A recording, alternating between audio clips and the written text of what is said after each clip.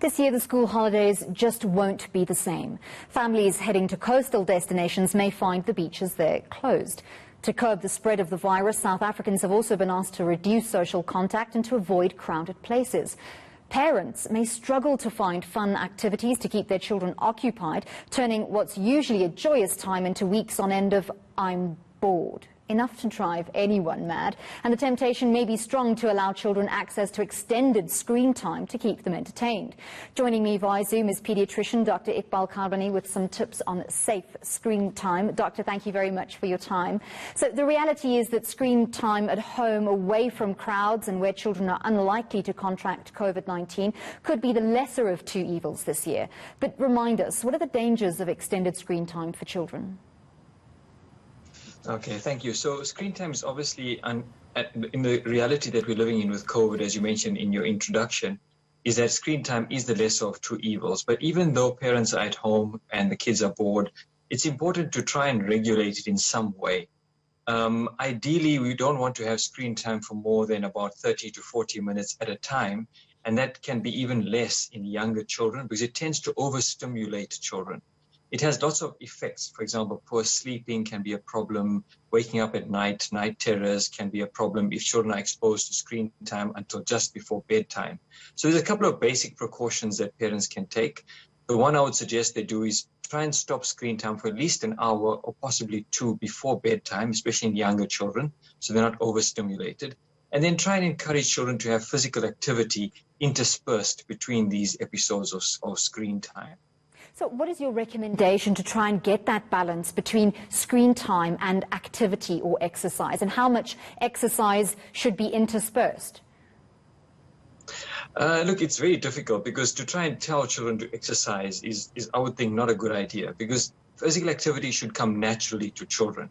So I would suggest to parents, instead of telling them, okay, screen time is over, you need to go and exercise for 30 minutes. All you do is set the rules or make the agreement or contract with the children before the day even starts. So in the morning, for example, say, look, guys, you can watch TV today. We're under lockdown. You can stay at home. There's no problem. You can watch all your movies. But let's make a deal. For every 45 minutes of screen time, we're going to switch the TV off for half an hour, and you guys can do something else in that time. And try not to be too constructive of what they should do.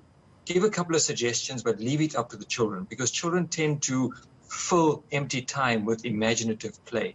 So you want to encourage that creativity and imagination to come to the fore. So therefore, just tell children, look, it's time for the TV to go off now. We've had enough. Let's give your eyes a break, and let's see what else you can do. And just, don't give them a solution. Let them arrive at the solution themselves. What's your advice in terms of multiple devices? 20, 30 years ago, of course, it was just televisions we had to contend with. These days, children are exposed to screen time in the form of TVs, in terms of tablets, PlayStations, they have cell phones. How do we navigate these different devices?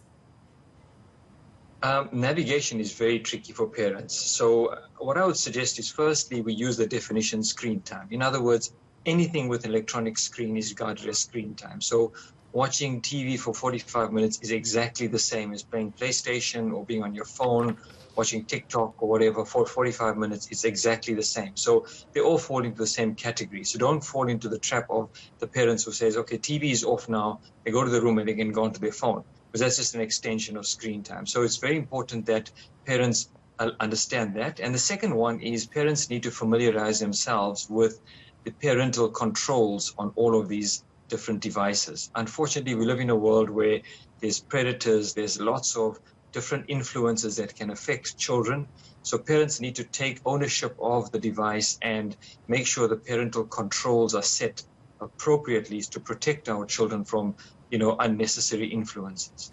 Doctor, earlier you said 30 to 40 minutes of screen time in one go is probably the limit. But just thinking about teenagers and older children, they can play PlayStation games for anything up to 3 to 6 hours at a time, often not taking a break, not eating as they should be, or taking water breaks. What are the limitations that parents should be enforcing there? Okay, so you see, screen time varies according to the age of the child. So 30 to 40 minutes, I would say, applies to the younger child, maybe the the school, primary school child or something like that, or even a slightly younger age child. But the older kids, as you said, the teenagers, they can sit for hours and hours playing PlayStation. Often they're online gaming and talking to their friends online. So it can be extended. And with the realities of COVID, I think, it should be extended, and we'll have to deal with some of the ramifications there with exercise and diet, for example. So in older children, you can allow it to go longer. I mean, I would say a teenager can handle easily 90 minutes, even maybe 2 hours. But then you have to set a firm limit and say, look, at the end of your 90 minutes, you need to take at least 30 minutes and do something else. So that try and balance it in some way.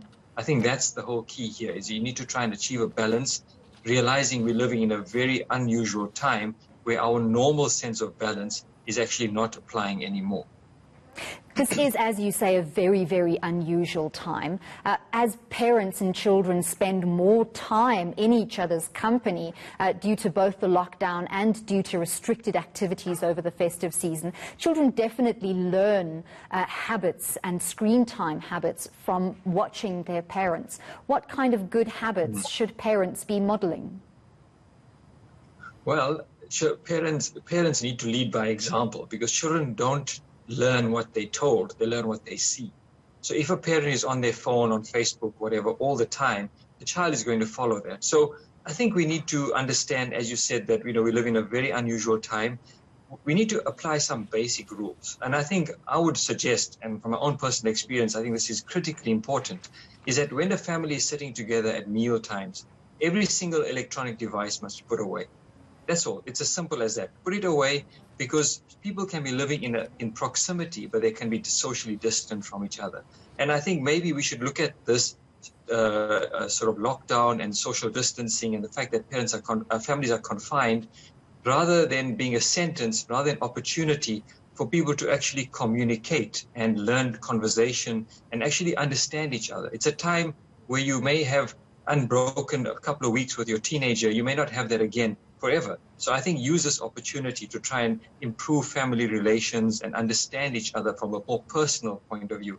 And that will definitely balance out the negative effects of screen time and the social distancing, understanding that children are under a lot of stress and anxiety because of what's happening. They don't have the deeper understanding that adults do. So we need to help them navigate through this time. And I think just being available as parents and leading by example is a critical part of this. I couldn't agree more. Such a great opportunity to redefine what we see as quality family time. Thank you very much for speaking to us. That was Paediatrician Dr Iqbal Karbanee, CEO of PediIQ Babyline.